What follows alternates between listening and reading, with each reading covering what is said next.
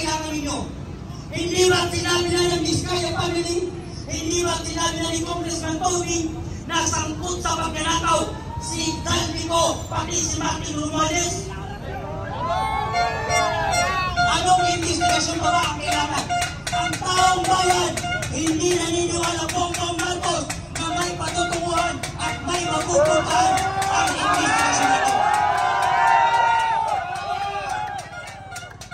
Paano naniniwala ang taong bayan na may mapupuntahan ang investigasyon ito kung ang nag-iimbestiga ay sangkot sa nakawang sa gobyerno?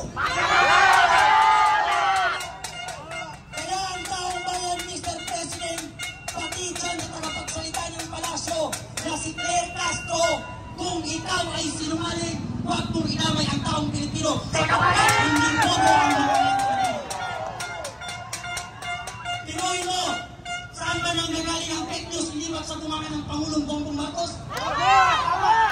Kung sinabi na sa kanyang zona na mahigit 5,500 ng flood control project na natapos, yan po ay sinabi ni BBM. Ngunit ang tanong ng taong bayan, Mr. President, saan mo nilagay ang 5,500 na project control dito sa bansa?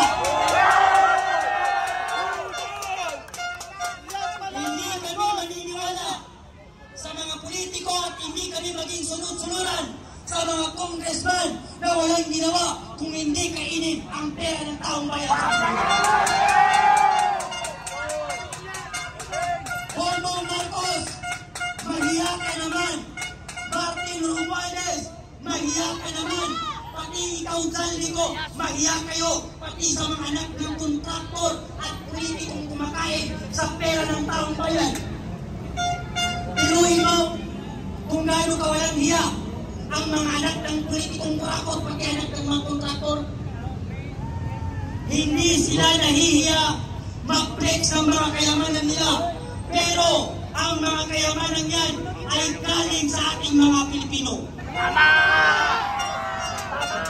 Tignan nyo si Jela Alonte, pati si Clanin ko, kumakain sa ibang bansa, nagkakahalaga ng 759,000. Samantala ang mga Pilipino, may mga batay na tutulog na walang makain, may mga Pilipino lumulusong sa baha, habang ang mga politiko ay nagpapakasakit sa mga kapatid ko ang Pilipino, lahat ng sangguniang kabataan, mga youth leader at taong manumayan sa Pilipino, huwag na tayong magpinipinyan, huwag tayong magbulag-bulagan sapagkat napakatagal na niluloko lang tayo ng gobyerno ng Pilipinas. Tama na! Sobra na! Tama na ang nakawan! Tama na ang korupsyon! Mr. President, hindi niyo na po magbubudod ang Pilipino sapagkat ang mga Pilipino ay hindi po kagaya mo. Marcos! Marcos! Magnanakaw! Marcos magnanakaw! Marcos! Marcos! Magnanakaw! Magnanakaw si Marcos! Marcos magnanakaw!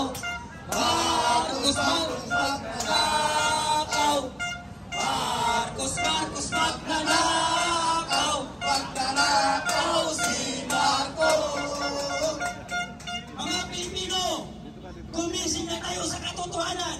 Huwag na tayong magbibigyan sa matatamis na salita ng politiko at mga congressman na nagpapahirap sa ating bansa. Sila ang dahilan kung bakit ang mga Pilipino hanggang ngayon ay naghihirap dahil sa mga politiko mayroong sariling interes. Pag sila ang naupo at nanalo, wala silang inisip kung hindi paakain ang termino nila at nakawin ang pera ng taong bayan. Tama? Kaya mga kababayan, hindi tayo susuko hanggat hindi makukulong si Martin Romualdez pati si Saldico at iba pang mga congressman na sangkot sa nagawan sa gobyerno. Lalong-lalo na si Bongbong Marcos na siya ang ulo ng lahat ng buhaya na ito sa gobyerno. Siya ang nagpapahintulot sa mga nagawan dito sa gobyerno. Kung gaano kawalang hiya ang gobyerno ito sa ating mga Pilipino. Pinababoy nila tayo. Tayo ay ginagawa nilang basura sa bansa na parang wala lamang sa kanila. Pag sila tumatakbo sa eleksyon, Lahat sila nangangako sa ating mga Pilipino. Pero pag sila ang naupo at nanalo, wala na silang pakialam sa ating mga Pilipino. At dahil dyan, thank you very much. Mabuhay ang Pilipino.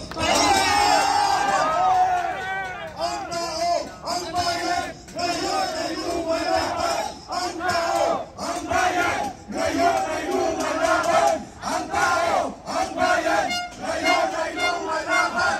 Ang tao, ang bayan, ngayon ay lumalaban! Ang tao, ang bayan, ngayon ay lumalaban! Ang tao, ang bayan, ngayon ay lumalaban! The people united will never be defeated! The people united will never be defeated! The people united will never be defeated! The people united will never be defeated! The people united will never be defeated! Ayun, may isa pang volunteer na magsasalita. Okay, 3 seconds. Kaya, Mr. Marcos, magpahuway ka na sa Paway, Ilocos Norte. Maawa ka naman, magpahuway ka na. Magdiskanso ka na sa Paway, Ilocos Norte. Maraming salamat. Apo Ferdinand Marcos Jr. Nung mabalin, nada pakabalin na, ang bumabakan, ng kasikamit, ikas na mga kababayan mo. Asla dito na Ilocos, na natururay na, yaraming na mga kabagsatan, yaraming na Pilipino, regardless of their culture to their traditions. Unity in diversity.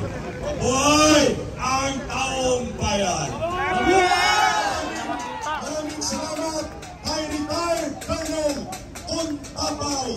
At nakita ko na ang grupo ni retired General Felizardo Sinoy.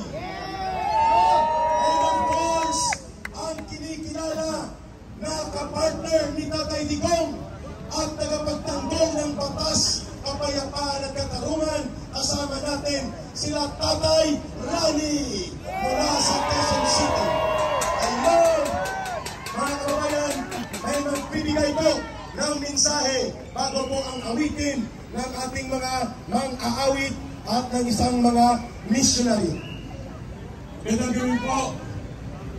Unang-una, nais kong batiin ang mga kababayan natin, sila Eric, na nag-organisa sa pagkilos sa ito para tayo sama-sama sa kalye at isigaw. Si Tatay Rani, mabuhay ka, Tatay! Para ay sigaw at atin pong ilahat kung gano'n na nauubos yung pasensya ng taong bayan sa mga nangyayari ngayon. Bibigyan ko lang kayo ng kaunting